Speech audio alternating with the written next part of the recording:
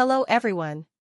Today, we're going to delve into some fundamental concepts in logic that are crucial for understanding mathematical proofs and logical reasoning. We'll be talking about converse, inverse, and contrapositive statements.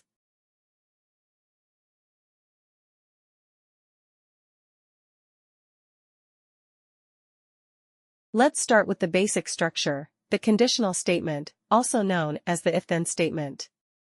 Example: if it rains, then the ground will be wet. In symbolic logic, we denote this as P, it rains.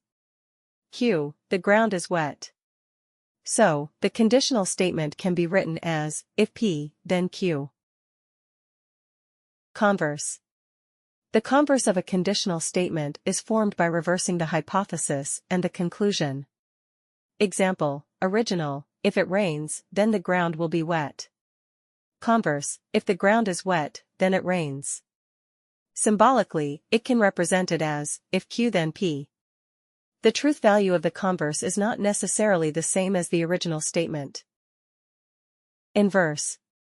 The inverse of a conditional statement is formed by negating both the hypothesis and the conclusion. Example: original: if it rains, then the ground will be wet.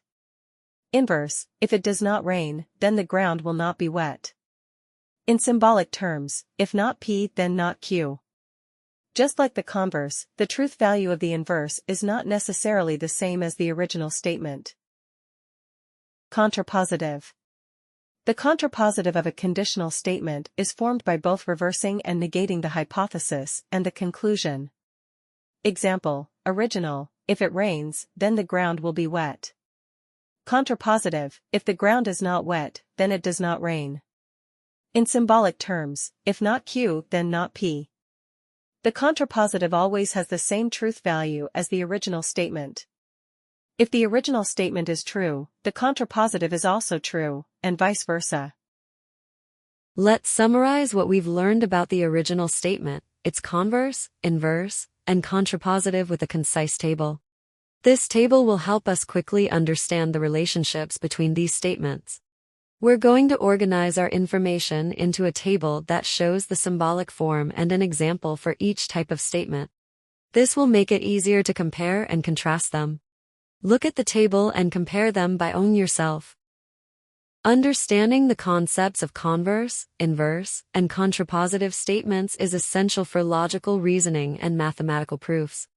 Remember, the contrapositive of a statement always shares the same truth value as the original statement, while the converse and inverse do not necessarily do so. Thank you for joining this lecture. I hope you found it helpful. If you have any questions or need further clarification, please feel free to ask.